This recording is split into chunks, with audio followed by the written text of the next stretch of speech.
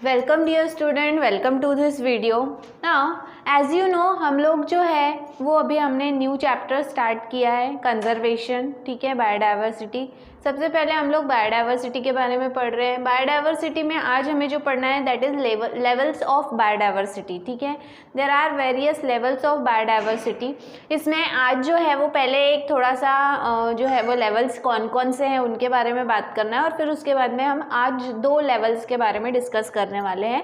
सबसे पहले देखो, diversity of living world can be observed at various levels ranging from molecular to ecosystem level. मतलब अगर हम बायोडाइवर्सिटी का लेवल देखें तो वो छोटे से लेके तो एक बड़े लेवल तक, मतलब रेंजिंग फ्रॉम मॉलिक्यूलर, मतलब मॉलिक्यूलर बेसिस से लेके तो अगर हम पूरा इकोसिस्टम लेवल तक के एक छोटे यूनिट से लेके तो एक बड़े यूनिट तक के जो भी लेवल्स हैं वो सभी जो हैं वो बायोडाइवर्सिटी के लेवल्स हैं जो लिविंग वर्ल्ड में हमें देखने मिलते हैं। देन कौन कौन से लेवल्स हैं, इसे major, hierarchical and inter related levels कहा गया है। वो हैं जेनेटिक डाइवर्सिटी, स्पीशीज डाइवर्सिटी जिसे कम्युनिटी डाइवर्सिटी भी कहा जाएगा, and ecosystem diversity that is ecological diversity. इसमें से आज जो है वो हम 2 पढ़ने वाले हैं, एक है जेनेटिक डाइवर्सिटी और दूसरा है स्पीशीज डाइवर्सिटी। सबसे पहले हम बात करेंगे जेनेटिक डाइवर्सिटी के बारे में। जेनेटिक डाइवर्सिटी जो है that is intraspecific diversity. Intraspecific diversity मतलब एक प्रकार के ही स्पीशीज के बीच में जो आपको वेरिएशंस देखने मिलेगा, वेराइटीज देखने मिलेगी, that is called as intraspecific diversity. तो यहाँ पर genetic diversity is nothing but it is the intraspecific diversity. Now यहाँ पे देखो क्या बोल रहे हैं कि जीन्स, जेनेटिक डाइवर्सिटी मतलब क्या, सेम स्पीशीज है बट फिर भी सेम स्पीशीज होने के बावजूद भी उनके जीन्स में जो है वो वेरिएशन है। जैसे कि फॉर एग्जांपल अगर हम ह्यूमन बीइंग्स की बात करें तो we all are belonging to the same species, एक ही स्पीशीज को हम बिलोंग करते हैं but still we all are not same, हम सेम नहीं है, हम में फ़र्क है, हम में डिफरेंस है। तो ये डिफरेंस क्यों है? Because of the genes, variety of genes they are included in our body, या हमारे जो सेल है इसमें जो भी जीन्स है, जीन्स अलग अलग हैं, वेरिएशन है जीन्स। इसीलिए आपको इंडिविजुअल टू इंडिविजुअल जो भी कैरेक्टर है या जो भी बोलेंगे हम उनका बिहेवियर है, ये सारी चीज़ें आपको जो है वो अलग दिखाई देगी, इनमें वेरिएशन आपको नज़र आएगा। तो यहाँ पे जेनेटिक डाइवर्सिटी जो है यही बताने की कोशिश कर रही है कि भले ही ऑर्गेनिज्म एक ही स्पीशीज़ को बिलोंग करता है लेकिन उनमें जीन्स में वैरायटी है जिसकी वजह से you can see number of characters, ठीक है। तो यहाँ पर जो देखो, यहाँ पर यही कहा है कि diversity in the number and type of genes as well as chromosomes. जो भी जेनेटिक डाइवर्सिटी है that is caused because of the difference और variation in number of genes, type of genes and chromosomes, ठीक है। इन सब में जो है वो फ़र्क होता है किसी भी डिफरेंट स्पीशीज़ या अलग एक ही स्पीशीज़ के अलग अलग लोगों में, इंडिविजुअल्स में, जिसकी वजह से जो है वो जेनेटिक डाइवर्सिटी जो है वो तैयार होती है, जेनेटिक डाइवर्सिटी हमें देखने मिलती है, ठीक है। Then it includes variation within a population and diversity between population that are associated with adaptation to local condition. ना ये देखो यहाँ पे जेनेटिक वेरिएशन जो है या genetic diversity sorry, genetic diversity जो है it includes variation within a population. एक ही पॉपुलेशन, एक ही स्पीशीज़ के जो पॉपुलेशन है उसमें भी आपको जेनेटिक डाइवर्सिटी देखने मिलेगी, क्योंकि एक ही पॉपुलेशन है, एक ही स्पीशीज़ की पॉपुलेशन है लेकिन वहाँ पे जो इंडिविजुअल्स हैं वो अलग अलग हैं, अलग अलग इंडिविजुअल्स में जीन्स जो इंक्लूड हैं वो अलग अलग हैं, जिसकी वजह से आपको जेनेटिक वेरिएशन या जेनेटिक डाइवर्सिटी यहाँ पे देखने मिलेगी। वेरिएशन नहीं, हम इसको जेनेटिक डाइवर्सिटी बोलेंगे, ठीक है। और ये सब चीज़ें जो हैं they will be raised because of the adaptation की वजह से जो भी ऑर्गेनिजम्स हैं वो अपने अंदर ज़रूरी बदलाव करते हैं, उनमें जो जेनेटिक चेंज आता है that is because of adaptation, क्योंकि वो जिस जगह पे रह रहे हैं, जिस कंडीशन में रह रहे हैं, वो कंडीशन जो वो फेस कर रहे हैं उसके अकॉर्डिंग वो अपने अंदर बहुत सारे चेंजेस करते हैं, ठीक है।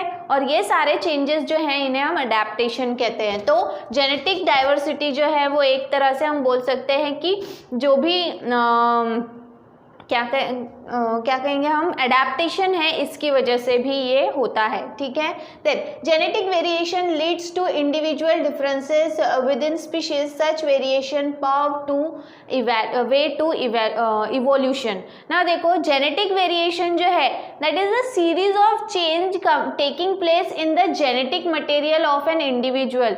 ये जो भी है, ये जेनेटिक मटेरियल में जो चेंजेस हो रहे हैं लगातार, ताकि जो भी एनवायरनमेंट में वो ऑर्गेनिजम्स रह रहे हैं या जिस कंडीशन को वो फेस कर रहे हैं उसमें वो ज़्यादा अच्छे से सरवाइव कर सके। तो ये एक बोल सकते हैं कि it is a way to evolution, ये एक रास्ता है जिसके माध्यम से इवोल्यूशन लीड होता है, इवोल्यूशन हो सकता है, ठीक है। तो इवोल्यूशन के लिए जेनेटिक डाइवर्सिटी भी एक इम्पॉर्टेंट रोल प्ले करता है। Then they also improves chance of continuation of species in the changing environmental condition and allow the best adapted to survive। यहाँ पे वही बताया है कि अपने आप को सर्वाइव करने के लिए जो भी स्पीशीज़ है, जो भी इंडिविजुअल है, वो अपने अंदर बहुत सारे चेंजेस कर रहा है और इसका रिजल्ट आपको ये देखने मिलेगा कि जो अपने अंदर बेस्ट चेंज करेगा उसका सर्वाइवल ज़्यादा, मतलब सर्वाइवल वैल्यू बढ़ जाएगी। क्यों? क्योंकि बदलते हुए वातावरण के साथ में जो अपने आप को अडेप्ट करेगा, अपने अंदर बदलाव करेगा, उसमें जो है वो सर्वाइवल वैल्यू बढ़ेगी, क्योंकि nature will select the individual, जिसे हम नेचुरल सिलेक्शन जो हमने पढ़ा था उसके थ्रू हमने देखा था कि नेचर उसी को सिलेक्ट करता है जो फिट रहता है, जिसे हम सर्वाइवल ऑफ द फिटेस्ट भी कहते हैं। तो यहाँ पे भी वही चीज़ बताई है। Then existence of subspecies races are example of genetic diversity. Greater the diversity, better would be sustenance of a species। यहाँ पे देखो क्या बोल रहे हैं, existence of subspecies, एक स्पीशीज़ है लेकिन उनमें से कुछ इंडिविजुअल्स हैं जिन्होंने अपने अंदर जो है वो बहुत सारे चेंजेस किए हैं, जिसकी वजह से now it is not the part of that species but it will be called as the subspecies of that species. वो जो स्पीशीज़ थी उसकी वो अब क्या कहला रही है, सब स्पीशीज़ कहला रही है। तो सब स्पीशीज़ भी जो है वो अगर ऑकर होती है किसी भी स्पीशीज़ में, तो वो भी एक तरह का क्या है, जेनेटिक डाइवर्सिटी का ही एग्जाम्पल है। और जितना ज़्यादा ये डाइवर्सिटी रहेगी उतना जो है वो सस्टेनेंस ऑफ अ स्पीशीज़, मतलब वो स्पीशीज़ जो है वो इस वातावरण में, इस एनवायरनमेंट में, इस लिविंग वर्ल्ड में ज़्यादा लंबे समय तक के लिए जो है वो सरवाइव करेगी, ठीक है। तो यहाँ पे यही बताने की कोशिश की है, the species which will change genetically to survive themselves into the environment will lead to evolution and the survival value will increase, ठीक है। then about यहाँ पे जो है वो एग्जाम्पल दिए हुए हैं कि क्या आपको मालूम है कि मैंगो की अगर हम वेराइटीज़ देखें तो about 1000 varieties of mangoes exist, ठीक है। मैंगो की 1000 वेराइटीज़ हैं और मोर देन 5000 वेराइटीज़ जो है they are of rice and wheat, चावल और जो गेहूं है इसकी 50,000 से भी ज़्यादा वेराइटीज़ है जो एग्जिस्ट करती हैं इन इंडिया, ठीक है। तो इससे आप समझ सकते हो कि मैंगो एक स्पीशीज़ है लेकिन उसकी जो वेराइटीज़ हैं वो थाउजेंड्स, अबाउट थाउजेंड्स वेराइटीज़ है। तो उससे ये समझ में आता है कहीं ना कहीं कि कितना वेरिएशन है मैंगो में, ठीक है। उसी तरह से राइस और वीट के लिए भी। Then another case of genetic diversity example दिया हुआ है रोवोल्फिया वोमिटोरिया। ये एक मेडिसिनल प्लांट है जो एक स्पेशल कंपोनेंट, एक्टिव कंपोनेंट तैयार करता है, केमिकल तैयार करता है जिसका नाम है रीसरपाइन, ठीक है। रीसरपाइन ये जो भी केमिकल्स है ये वो तैयार करता है। अब जो भी रोवोल्फिया है ये स्पेशली हिमालयन रेंज, जो भी हिमालय माउंटेन है उसके रेंजेस में ये प्लांट जो है ज़्यादातर पाया जाता है। लेकिन ये भी देखा गया है कि जो भी प्लांट है it shows the variety of chemical potency and concentration. वो ये केमिकल तो तैयार करेंगे लेकिन अलग अलग लोकेशन पे ये जो अलग प्लांट ग्रो हो रहे हैं उनमें ये केमिकल का जो कंटेंट है ठीक है, उसका कॉन्सेंट्रेशन कम या ज़्यादा देखने मिलेगा और उसकी पोटेंसी मतलब उसका जो एक्शन है वो भी आपको कम या ज़्यादा देखने मिलेगा। मतलब it will range from location to location, ठीक है, जहाँ पे जो भी लोकेशन में वो ग्रो हो रहा है उस लोकेशन के हिसाब से उस पर्टिकुलर केमिकल का जो कॉन्सेंट्रेशन है और उसका जो एक्टिवनेस है वो कम या ज़्यादा आपको देखने मिलेगा, ठीक है। Then genetic diversity of variability is essential for a healthy breeding population of a species. अब ये भी चीज़ ज़रूरी है कि डाइवर्सिटी, जेनेटिक डाइवर्सिटी और वेरिएबिलिटी जो है ये बहुत ज़्यादा ज़रूरी है एक हेल्दी ब्रीडिंग स्पीशीज़ के लिए। हेल्दी ब्रीडिंग स्पीशीज़ के लिए मतलब जितनी ज़्यादा वैरायटी रहेगी उतना नेक्स्ट जनरेशन जो है वो ज़्यादा बेटर रहेगा, ठीक है। क्यों? क्योंकि ये माना जाता है कि सेम जेनेटिक कॉम्बिनेशन वाले जो ऑर्गेनिजम्स हैं इनके बीच में अगर जो है वो ब्रीडिंग होती है तो जो एलिमिनेशन ऑफ बैड जीन्स, ठीक है, ये थोड़ा सा इसका लेवल जो है वो कम होता है and introduction of new genes जो है एलिमिनेशन ऑफ बैड जीन्स जो है इनका ये कम होते हैं। वहीं इंट्रोडक्शन ऑफ न्यू जीन्स भी कम होते हैं।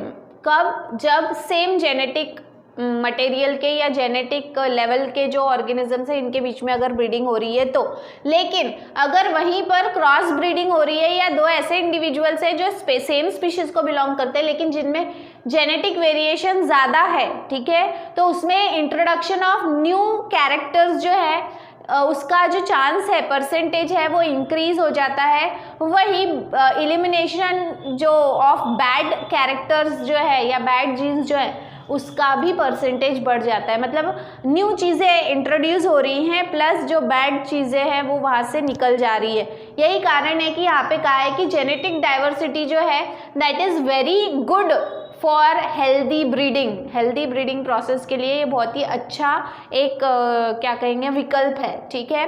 देन इसके बाद में जो दूसरा डाइवर्सिटी का लेवल है वो है स्पीशीज डाइवर्सिटी। अब यहाँ पे उल्टा है, स्पीशीज डाइवर्सिटी जो है that is inter specific, same species के बीच में आने वाली, सॉरी सेम स्पीशीज़ नहीं, इंटर मतलब दो अलग अलग स्पीशीज़ है जिनके बीच में आने वाला जो वेरिएशन है वो कैसे हेल्प करता है डाइवर्सिटी को, या बोल सकते हैं लाइफ को बेटर बनाने के लिए, लिविंग वर्ल्ड को बेटर बनाने के लिए, वो यहाँ पे देखना है हमें। तो ये इंटर स्पेसिफिक डाइवर्सिटी है, अलग अलग स्पीशीज़ के बीच में diversity. Then the number of species of plants and animals that are present in a region constitutes its species diversity.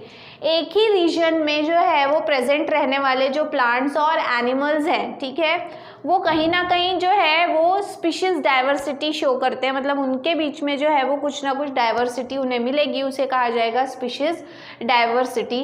Some area और regions are richer in species than in the other region. कुछ ऐसे भी area है अर्थ के ऊपर जहाँ पे variations आपको ज़्यादा देखने मिलेंगे स्पीशीज़ में, वही कुछ एरिया ऐसे हैं जहाँ पे वेरिएशंस कम देखने मिलेंगे, मतलब डाइवर्सिटी लेवल कम रहेगा। Species diversity deals with variety of species as well as number of individuals of different species observe in area under study. ना देखो यहाँ पे ये भी कहा है कि स्पीशीज़ डाइवर्सिटी जो है ये कहीं ना कहीं स्पीशीज़ में जो वैरायटी है उससे डील करता है, प्लस नंबर ऑफ इंडिविजुअल, अलग अलग स्पीशीज़ के जो नंबर ऑफ इंडिविजुअल्स है एक ही एरिया में उन्हें स्टडी किया जाता है कि भाई ये दिख तो अलग रहे हैं या इनमें कुछ आपको वेरिएशन दिख रहा है बट कहीं ना कहीं क्या ये एक ही स्पीशीज़ को बिलोंग करते हैं या नहीं। एग्जाम्पल यहाँ पे दिया हुआ है कि अगर हम बात करें एम्फीबियन स्पीशीज़ की, एम्फीबियंस आपको पता है these are the organisms which spend some of their life time in the water as well as some of the their lifespan on land, ठीक है। तो एम्फीबियंस जो हैं अगर हम इनका देखें तो वेस्टर्न घाट में जो है इनके नंबर ज़्यादा है एज कम्पेयर टू ईस्टर्न घाट, ठीक है। इसके बाद में नेचुरल डिस्ट्रीब्यूटेड ट्रॉपिकल फॉरेस्ट, अगर हम कंपेयर करें मोनोकल्चर जो मोनोकल्चर प्लांटेशन है, अगर आप खुद जो है वो आपके लैंड पे जो है वो एक ही प्रकार के प्लांट्स ग्रो कर रहे हो जो टिम्बर आपको देता है, और वही जो है सेम टाइप के प्लांट जो है वो नेचुरल फॉरेस्ट में अगर ग्रो हो रहे हैं तो दोनों की क्वालिटी में बहुत फ़र्क रहेगा। ठीक है, तो यहाँ पे जो भी नेचुरली ग्रो हो रहे हैं उनकी क्वालिटी ज़्यादा बेटर रहेगी, वहीं पर जो भी आपने मोनोकल्चर के थ्रू प्लांट किया है उनका जो क्वालिटी है वो थोड़ा सा लो रहेगा। ठीक है, देन इंडिया में अगर हम देखें तो one amongst 15 Nations rich in species diversity, India जो है वो 15 अलग अलग देशों के में से एक है।